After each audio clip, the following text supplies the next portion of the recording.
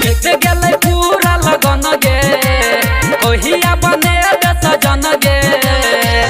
छियै कुमार हम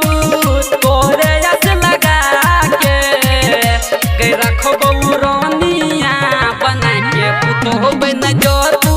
हमारा मायके के रखबौ रानिया बना के पुतोह बन जो तू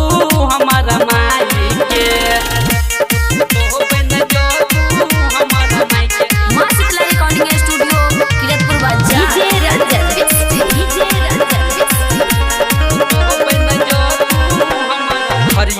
जोहिया सुनो गे गोरिया अन्हार में हेतै जोरिया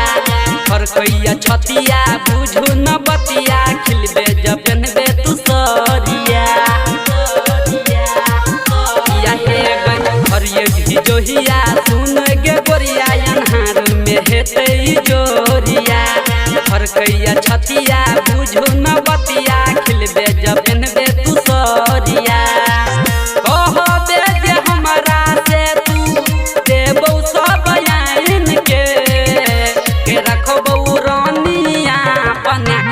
तोह बन जो तू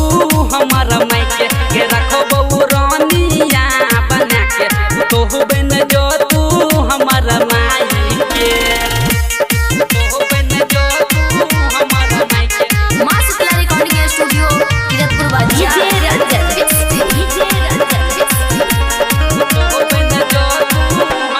फोटो तोहर सब केलको पसंद गे शादी करे के छे तोरे समन गे तोरे बना के लजेबो दुल्हनिया साचे कहै छौ सुरेश बरसनिया फोटो तोहर सब केलको पसंद गे शादी करे के छे तोरे समन गे तोरे बना के लजेबो दुल्हनिया साचे कहै छौ सुरेश बरसनिया भेजबौ सगुन राइटर दिनेश के हाथे के रखबौ रानिया